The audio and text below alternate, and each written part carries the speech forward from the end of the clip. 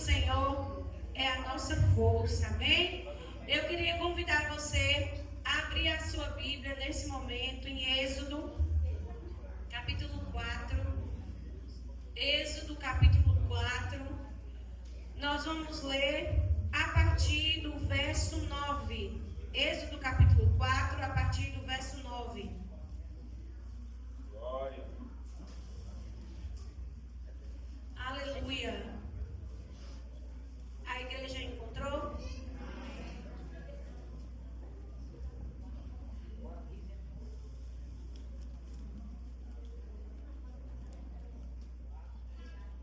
Êxodo 4, a partir do verso 9. A igreja encontrou? Amém. Glória a Deus.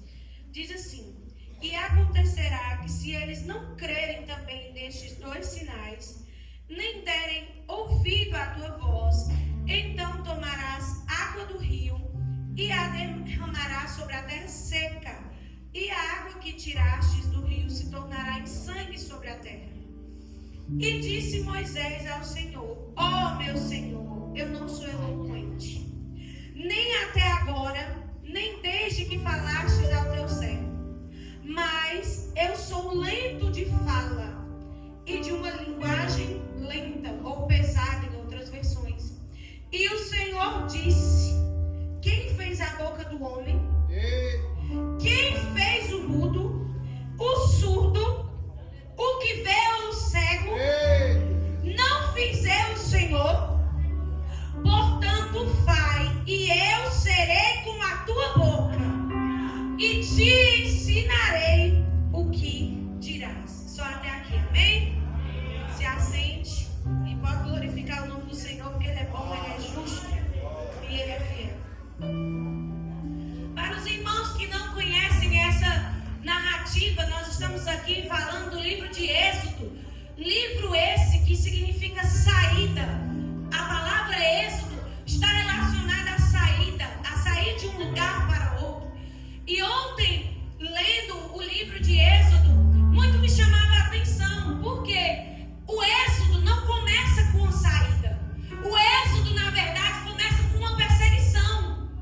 O livro que se intitula Êxodo, Saída, na verdade, ele começa com o povo sendo perseguido.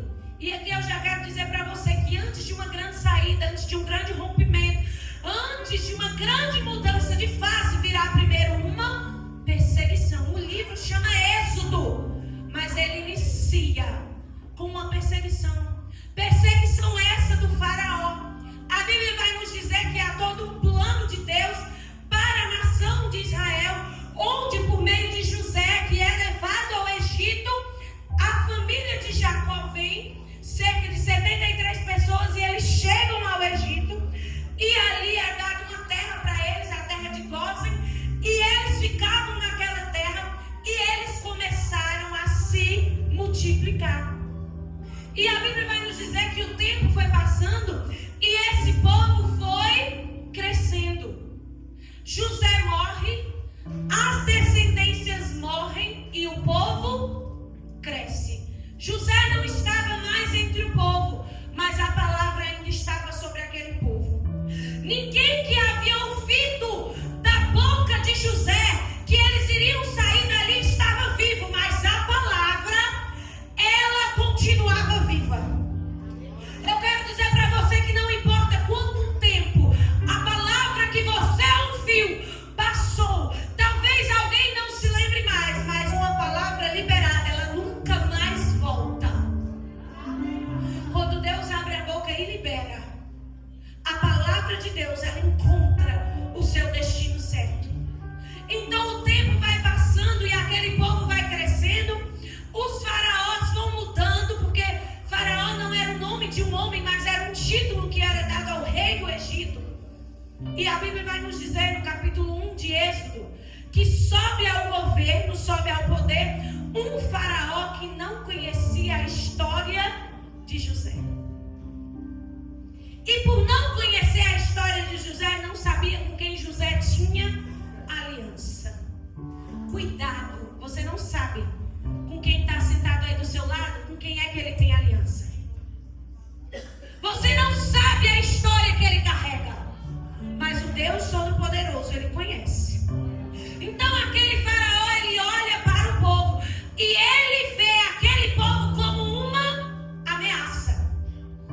O povo está lá crescendo, o povo está lá trabalhando, o povo está lá casando, o povo está se dando em casamento e não lembra da promessa. Não sabia do potencial que tinha. Mas o inimigo, quando vê, ele diz: ei, tem potencial. Se crescer, isso aí é um perigo. E isso me chama muita atenção, porque em diversas vezes na Bíblia, antes do detentor da promessa reconhecer que detém a promessa, o inimigo é que lembra dela antes. Sabe por que é que havia 2 guardas no túmulo de Cristo? Porque eles lembraram. Ele disse que ia ressuscitar. Então nós vamos pôr lá 2 guardas para que, se porventura os discípulos dele quiserem vir tomar ele, os guardas estejam lá, para que não se cumpra a palavra. Quem era inimigo lembrou da palavra que Jesus iria ressuscitar, e os discípulos lembraram? Não lembraram. Às vezes o inimigo da tua alma, ele enxerga mais o teu potencial do que você mesmo. Por que era que Mardoqueu causava tanta ira em Amã? Tinha um potencial lá dentro, que talvez ninguém via, mas o inimigo conhecia. E esse homem olha para esse povo e diz: tem que oprimir, tem que diminuir, tem que impedir o crescimento. Bota trabalho, bota fardo nas costas dele. Tu já viu um crente parar de crescer porque tem fardo e tem trabalho? Aí é que cresce. Aí é que o crente cresce. E a Bíblia vai dizer que quanto mais oprimido eles eram, mais ele crescia. Mais o povo crescia. Só que Faraó, não satisfeito, ele vai dizer assim, e esse não é o tema centrado da palavra, mas eu quero que você se atente a isso. Faraó lança um decreto, e esse decreto mexe profundamente com a minha alma. Ele diz assim: quando as mulheres hebreias der à luz, se for menino, mata, e se for menina, deixa viver. É muito estranho esse decreto, porque ele queria impedir o crescimento do povo, mas ele deixa gerar, ele deixa a barriga crescer, ele deixa o parto acontecer. Por que? Se ele não queria diminuir a população, por que é que ele não pega e extermina parte do povo? Por que é que ele não faz isso? Mas ele quer impedir as novas gerações de virem. E o Senhor dizia ao meu coração: Raeide, Faraó representa um sistema maligno. E esse sistema, ele tem uma aparência de liberdade, mas é Egito. O sistema do mundo, ele tem uma aparência de liberdade, mas é prisão. O nascimento de um menino simbolizava o nascimento de mais homens para o exército e de um possível libertador. Sabe como é que alguns sistemas fazem? E aqui eu quero ser muito cuidadosa em dizer isso. Há sistemas religiosos por aí que são assim: deixa engravidar. Esse sonho aí que tu tem, deixa esse sonho, esse ministério aí que tu tem, pode gerar, gera o ministério, gera o sonho, deixa a barriga crescer bem grandona. Agora, na hora do parto, se isso que tu tem ameaça o sistema, mata. E se for menina que não vai me trazer nenhum risco, deixa eu te viver, porque eu sou bonzinho. Esse é o sistema do inferno. O que confronta o inferno mata. Mas aquilo que não gera tanta ameaça, deixa viver.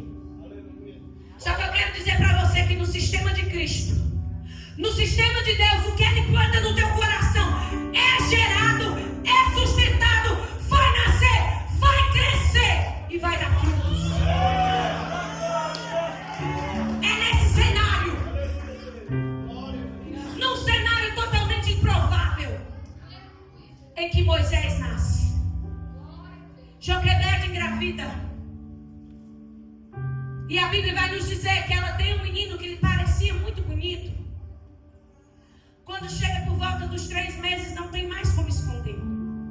Tem coisas que a gente até consegue esconder por algum tempo. Tem coisas que a gente até consegue abafar por algum tempo. Mas vai crescer, irmãos. Uma hora não tem como abafar. Esse chamado aí dentro vai crescer. Vai ter uma hora que vai ter que vir à tona.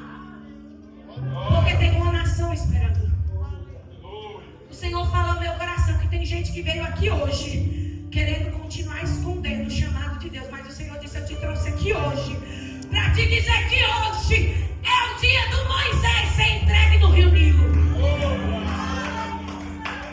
Não tem mais como esconder, não tem mais como abafar. Essa mulher inspirada por Deus faz um cesto. A Bíblia vai nos dizer que ela betuma esse cesto para que não entrasse água. E eu acho muito interessante porque ela se preocupa em não entrar água. Mas aquele rio era um rio que possivelmente tinha outros predadores. Ela não joga o menino para morrer, entendam. O ato de Joquebede não é um ato de se desfazer do que Deus plantou no coração dela. Porque tem gente que olha e diz assim: ela jogou no Rio Nilo, ela se desfez. Não. Ela recebeu uma estratégia do céu e cumpriu o direcionamento. E ontem, conversando com meu esposo, o Senhor falava no meu coração: Raê, de onde era que Faraó queria os bebês? No Rio Nilo. E aonde era que Deus queria Moisés? No Rio Nilo. Às vezes isso que tu está pensando que é o inferno tramando para te colocar numa situação, é Deus se colocando no Rio Nilo. Porque é de lá que o socorro vai vir. O inferno queria ele no Rio Nilo. E mal sabia o inferno que estava trabalhando para o próprio Deus, colocando o menino exatamente onde Deus queria. Esse menino é colocado lá. A Bíblia vai nos dizer que a filha de Faraó desce para se banhar e as suas empregadas para andar à margem daquele rio. E ela vê o menino, ela vê o cesto. Tanto que ela dá o nome de Moisés, que quer dizer tirado das águas. E quando ela vê aquele menino, elas têm uma afeição por ele e ela diz: vou criar como se fosse meu. E Miriam, muito esperta, você conhece a história. Miriam chega e diz assim: olha, tem uma mulher das Hebreias que perdeu o seu filho, né? Estavam muitas mulheres perdendo os filhos. Você não quer que ela amamente? E para resumir a história, Joquebede, que estava com medo de perder seu filho, ganhou foi um salário para amamentar o próprio Moisés. E eu disse: Senhor, que coisa interessante. Ela amamentou o menino. Ela ganhou para isso. E o Senhor dizia: Raede, meu plano nunca foi sobre ela simplesmente amamentar a criança. O povo israelita, eles tinham o costume de amamentar uma criança por mais tempo. Então a média seria entre 4 e 6 anos de amamentação, o que não é comum para nós. E essa fase de 4 a 6 anos é onde fecha a primeira infância da criança. Então muitas coisas que são impressas no caráter de uma criança, ela vai desenvolver até os 6, no máximo 7 anos. A filha de Faraó estava dizendo: ela está amamentando, está cuidando para mim. E o céu estava dizendo: eu estou formando o caráter dele nos primeiros anos de vida. Eu estou implantando coisas nele que serão eternas. Esse menino cresce no palácio. E você conhece a história. Ele sai um dia, ele vê lá um egípcio maltratando um hebreu. Ele se exalta e ele mata o egípcio. No outro dia ele vê 2 hebreus brigando. Ele chega e diz para eles não brigarem. Ele diz: o que é? Você vai ser juiz sobre nós? Vai nos matar como fez com o egípcio? E Moisés foge. Quando Moisés foge, ele se casa e Moisés vai pastorear no deserto. Ele encontra Zípora, né, que é filha de Jetro, e ele constrói a sua família. E a Bíblia vai nos dizer que Moisés estava ali, vivendo uma vida pacata, uma vida tranquila, fugiu de quem o queria matar. Mas quem tem chamado de Deus pode fugir para onde for. O chamado vai atrás. Não adianta algo dentro de você, porque você foi marcado com a glória de Deus. Você foi chamado pela presença dele. E a Bíblia nos conta, e você também conhece essa história. Moisés está passando, e isso me chama muita atenção, porque a Bíblia diz que ele está passando e vê uma sarça, e ele se vira, atraído pela sarça. E ele diz que coisa espantosa, ela queima e não consome. muitos aqui se aproximaram para ver. Muitos aqui foram atraídos por essa presença e têm tentado resistir a ela, mas eu venho te dizer nessa noite, você não vai conseguir mais resistir por muito tempo, porque você está diante da presença do grande eu sou, daquele que não sabe o que é perder em batalha. Você veio aqui hoje pedindo uma resposta sobre A, sobre B, sobre porta, sobre doença, sobre finanças, e o Senhor disse: eu te trouxe aqui hoje para capturar o seu coração. Moisés chega diante da sarça e o Senhor diz: tire as sandálias do lugar em que você está, é santo. E esse é o texto em que nós entramos.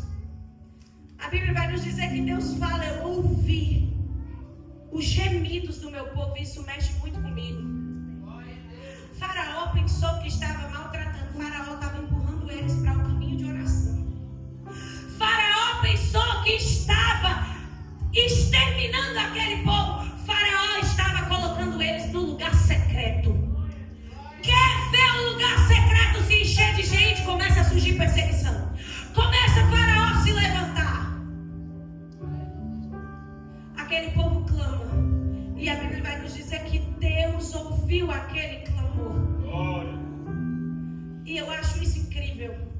A resposta de Deus para o caos, a resposta de Deus para as turbulências, a resposta de Deus para a dificuldade da nação nunca vai ser um evento extraordinário. Vai ser um homem, vai ser uma mulher posicionado naquilo que Deus quer. Sabe por que você enfrenta tanta guerra, tanta luta? É porque o Senhor está te preparando para ser a resposta para um problema na terra.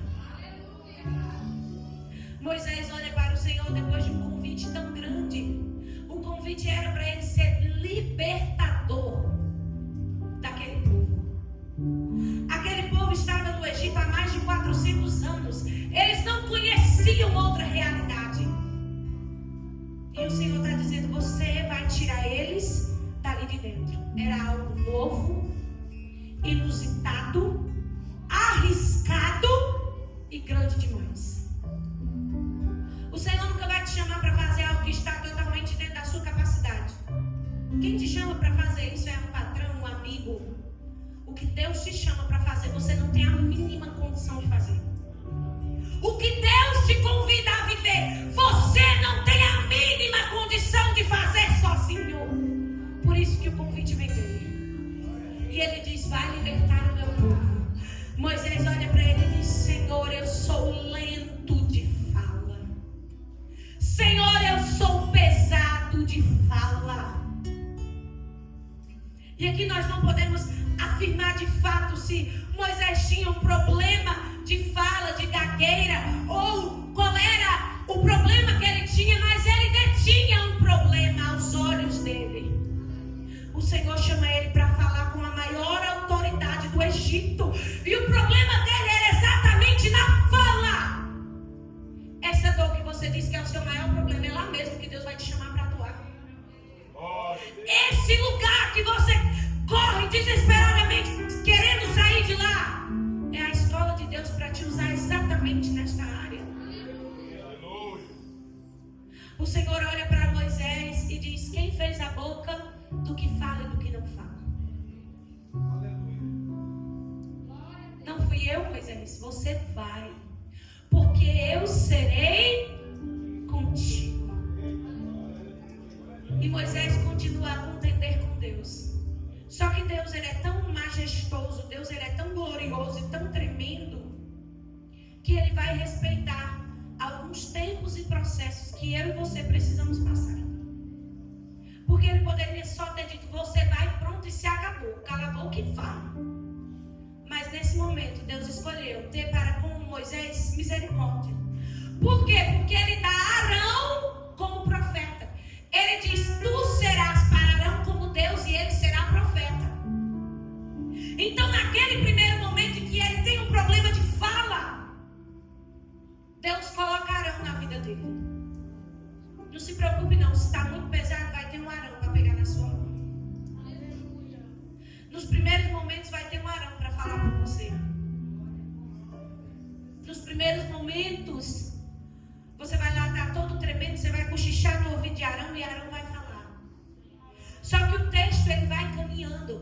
A Bíblia diz que Moisés volta ao Egito junto com Arão. A Bíblia diz que ele faz o sinal para os hebreus. O povo hebreu começa a crer e ele vai falar com o Faraó. No início, Arão está falando com o Faraó e Moisés está falando com Arão. Só que quando o texto vai correndo, é o próprio Moisés que começa a falar com o Faraó. É o próprio Moisés que passa a se direcionar a Faraó. Nesse teu processo, talvez você vai precisar de um Arão para falar por você, para colocar a mão por você. Você vai precisar de um Arão para desenrolar algumas coisas por você. Mas o Senhor vai trabalhar em você. E vai ser a tua boca que vai falar as palavras dele. Vai ser a tua boca. Porque Moisés olhava para si mesmo e dizia: eu não sou bom para isso que o Senhor me chamou. Quem é bom para o que o Senhor me chamou? Não existe bom. Quem é bom? Quem é capacitado? Não pense que quem está aqui com o microfone, quem canta, quem prega, quem toca, está aqui alegre, saltitante, sem nenhum pingo de medo ou de receio. Não. Por trás desse microfone tem uma pessoa que está tremendo, sem saber ao certo o que Deus quer falar. Mas a igreja e a palavra é dele, então quem fala é ele. Se coloque então somente no direcionamento que ele quer para você. O Senhor escolhe Moisés. E creio eu que Deus tem uma amizade tão íntima com Moisés. Porque por mais que ele fosse resistente, Moisés era obediente. É interessante que esse texto, quando o Senhor olha para Moisés e diz assim: o que tu tem nas mãos? Ele diz: eu tenho uma vara. Aí o Senhor diz: joga ela no chão. Quando ele joga no chão, vira uma serpente. E o texto vai dizer que Moisés correu com medo dela. Só que o Senhor diz: vai, pega pelo rabo. Vai se tornar uma vara de novo. Estava com medo, estava correndo, estava tremendo, mas obedeceu. O problema é que muitas vezes nós estamos com medo, tremendo e desobedecendo. O Senhor não se importa com o teu tamanho. O Senhor não se importa com quantos anos você tem de crente. O Senhor não quer saber se tu é lento de fala, se tu vem de uma família toda destruída. O Senhor quer saber até onde tu está disposto a me obedecer. Até onde tu está disposto a gastar a tua vida por mim. Às vezes o que o Senhor vai te pedir é para dizer tchau à tua parentela. E aí, está disposto? Está disposto? E agora eu falo profeticamente. Eu vou falar mais uma vez. Está disposto a desarmar a tenda e sair? Senhor, mas eu me estabilizei agora. Senhor, mas eu montei agora. Desmonta que tu é meu. O acampamento é meu. Esses pau dessa tenda quem te deu fui eu. E ou tu desmonta, ou eu sopro e eu mesmo desmonto. Vai esperar o Senhor soprar e desmontar? Ou vai desmontar tu mesmo e tu vai? Às vezes o que ele vai te pedir, tu vai entregar chorando, sangrando, doendo. Mas não tem nada que o Senhor te peça que seja para te maltratar, te humilhar sem um propósito. Tu está vendo aqui e o agora. O Senhor está vendo lá depois da curva.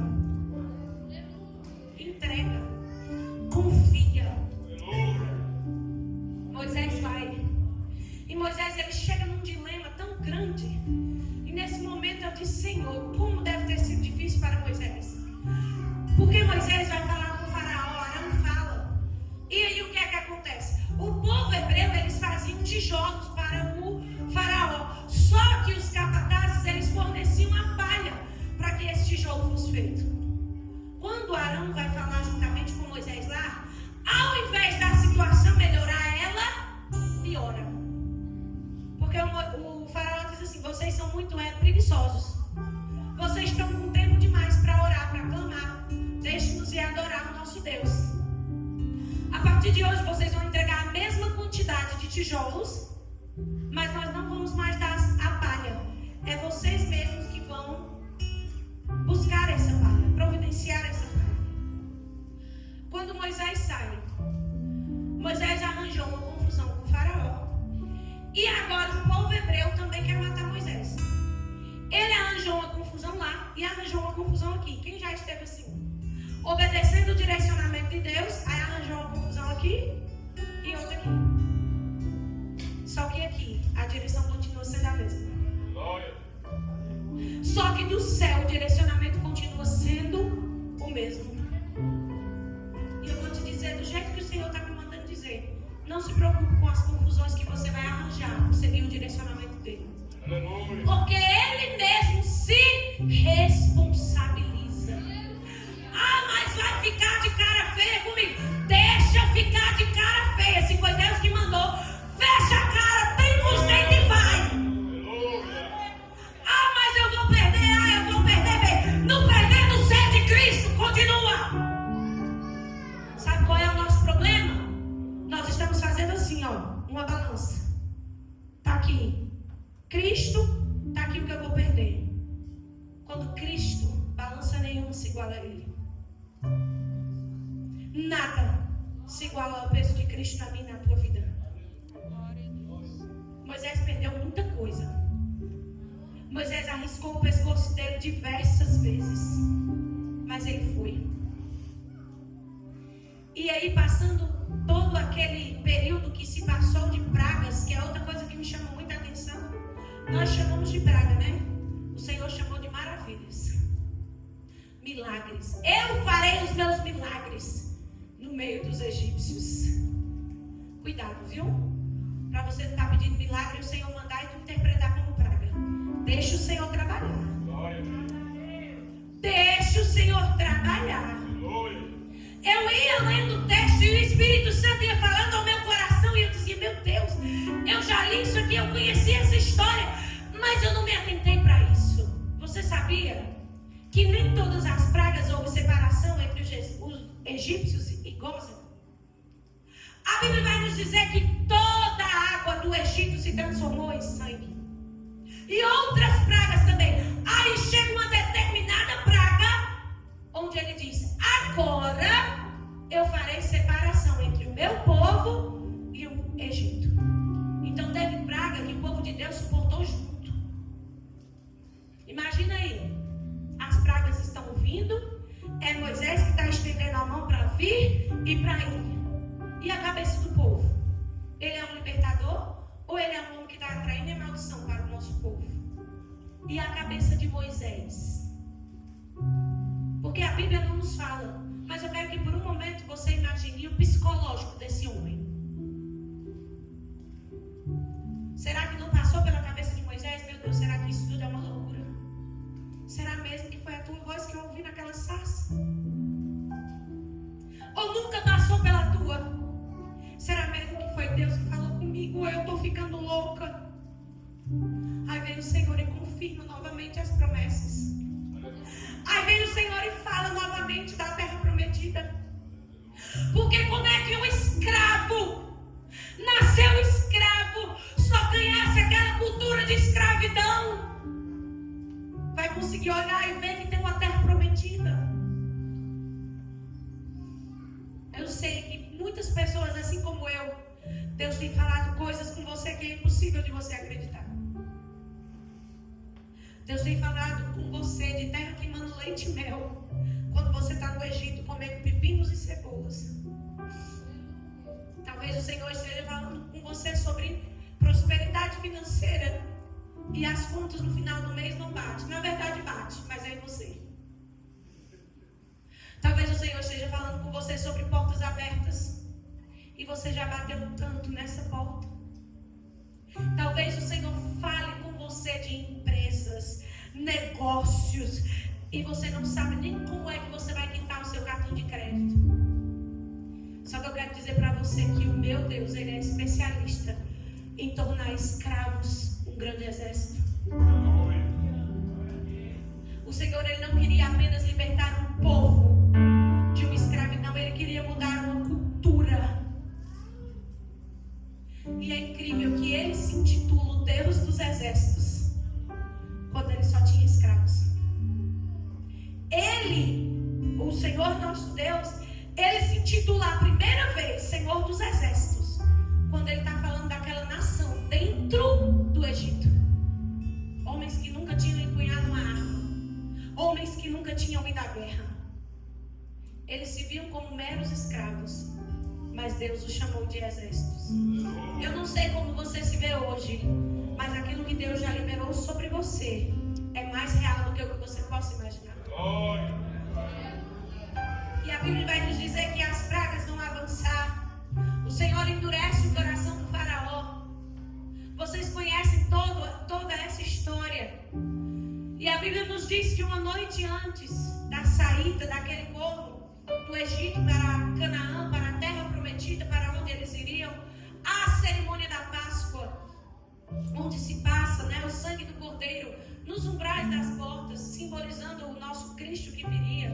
E eles comem apressadamente, cingem a sua cintura, porque é para comer e está pronto para correr, viu? Comeu, levantou e saiu. Você está comendo? Se estiver comendo, esteja pronto para correr. Porque quem se alimenta disso aqui é comer e sair, comer e pregar, comer e fazer, comer e andar. Não é para ficar parado. E eles vão, e vocês conhecem o texto, e esse povo chega de frente ao mar, e é interessante que eles estão de frente para o mar. Não é porque não tinha outro caminho. Tinha outro caminho. Só que por esse outro caminho eles enfrentariam um exército. E o Senhor disse assim: eu temo que eles, ao ter que enfrentar o exército, fiquem com medo e queiram voltar para o Egito. O Senhor estava livrando eles de uma guerra e eles reclamando porque estavam de frente para o mar. Porque está de frente do mar, que é Deus que vai abrir uma guerra que tu vai ter que lutar com tua mão. Então tu presta atenção. Se Deus te colocou de frente para o mar, lá é o melhor lugar para você estar. E aquele mar se abre e eles passam. E aqui eu quero caminhar para onde eu quero deixar uma interrogação final para o seu coração. Aquele povo passa, aquele povo reclama contra Deus porque faltou água. E aquele povo começa a dar trabalho.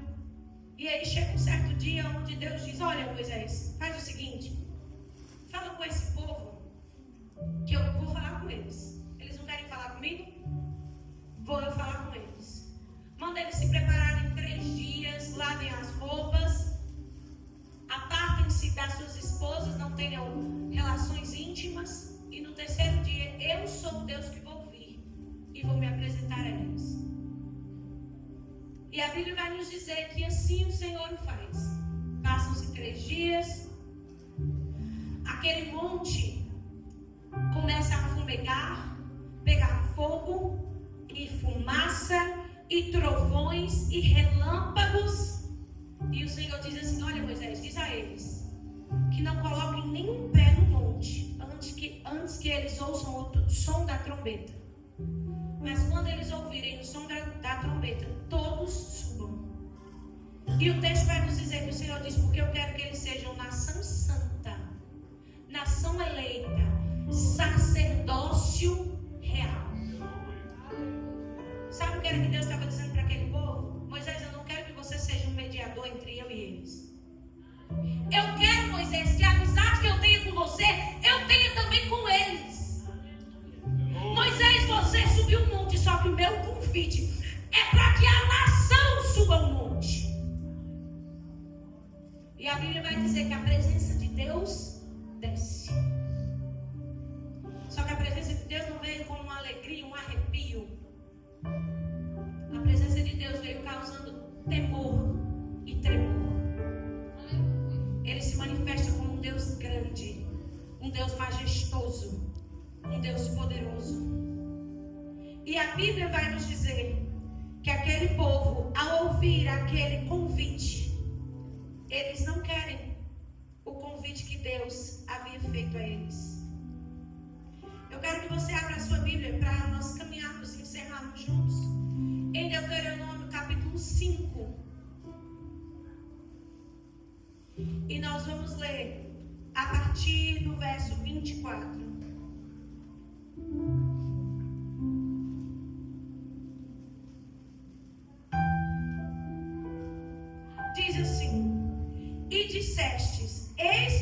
Senhor nosso Deus nos mostrou a sua glória e a sua grandeza, e ouvimos a sua voz no meio do fogo. Hoje vimos que Deus fala com o homem e ele vive. Agora, portanto, por que morreríamos? Pois este grande fogo nos consumirá. Se ouvirmos mais da voz do Senhor nosso Deus, então morreremos. Pois quem há de toda a carne que ouviu a voz do Deus vivente falando no meio do fogo, como nós ouvimos e viveu? Aproxima-te tu e ouve tudo o que o Senhor nosso Deus falar, e tu nos dirás o que o Senhor nosso Deus falar, e ouviremos e o faremos. Não tem aquele homem lá no início do texto que não sabia nem falar, que estava com medo de ir até Faraó? Ele subiu o monte. Aquele homem que não sabia direito a direção por onde ir, quando toda uma nação temeu, quando toda uma nação não aceitou o convite, quando toda uma nação disse: nós não iremos porque nós morreremos, aquele lá de trás, medroso, que contendeu com Deus, ele subiu o monte. E eu creio que quando o Senhor se apresentou a Moisés naquela sarça, eu creio que o Senhor viu o dia em que o monte fumegava, que todos temeram, mas que Moisés subiu. O povo disse: Moisés, nós não falaremos com ele, fala tu por nós. Vai tu, Moisés, por nós. Talvez hoje você não esteja na face do Moisés que subiu o monte, do Moisés que olhou para o fogo, para os trovões, para o Moisés que olhou para aquelas brasas, para aquele negócio tão estrondoso e subiu. Talvez hoje você seja o Moisés da sarça, que diz: não, Senhor, eu não, manda outro. Mas o Senhor está dizendo: eu estou te vendo lá no teu futuro. E se você não retroceder, o que eu tenho para fazer em ti é grande, é majestoso e é poderoso. A Bíblia vai nos dizer que daquele dia em diante, o Senhor falava com Moisés o que queria comunicar ao povo, mas o povo não ouviu mais diretamente a voz de Deus. E nessa noite eu pergunto a você: quem você é? O povo que vai pedir que alguém suba em seu lugar? Ou você vai ter coragem de subir ao lugar que Ele está te chamando? Glória. Esse lugar não é um lugar confortável. Esse lugar não é um lugar fácil. Talvez esse lugar vai te trazer solidão. Quando Moisés subia, era 40 dias, ele e o Senhor. E quando nós olhamos para a vida dos profetas, nós não encontramos flores, nós não encontramos lindas mensagens do Senhor fazendo coisas confortáveis apenas. Tem sim momentos de alegria, vitória. Estar com Cristo é fascinante, mas todo profeta ele é ruim. Todo profeta ele passa pela prensa. O que nós vemos aqui é a ponta do iceberg do que há por baixo de um grande homem e de uma grande mulher de Deus. E o Senhor te convida hoje para subir uma montanha que nem todos terão coragem de subir. O Senhor está dizendo: o que eu quero com você não é que você viva de pessoas virem dizer o que eu quero para a tua vida, mas é de você me conhecer íntima e pessoalmente. Só que às vezes conhecer o Senhor íntima e profundamente vai doer.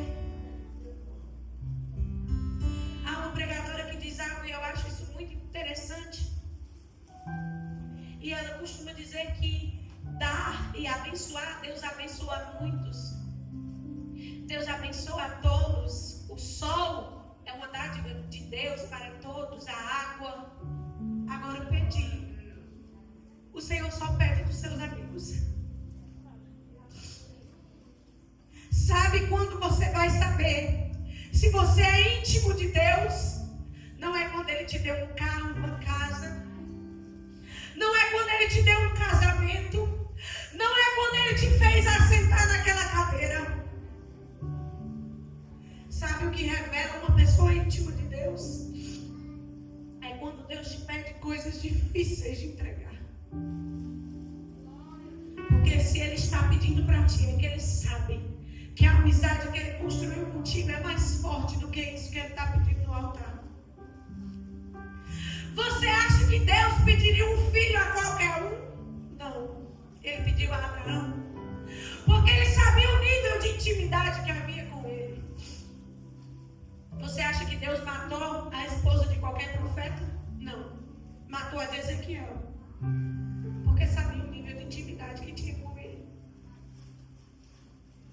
Você acha que Deus mandaria qualquer pessoa sair da tua terra e da sua parentela? Não. Ele pediu a Abraão, porque conhecia o coração dele. A sua amizade com Deus não se prova por quanto Ele te dá, mas se prova por quanto Ele tem de você. Moisés chegou a um nível de amizade tão profunda com Deus,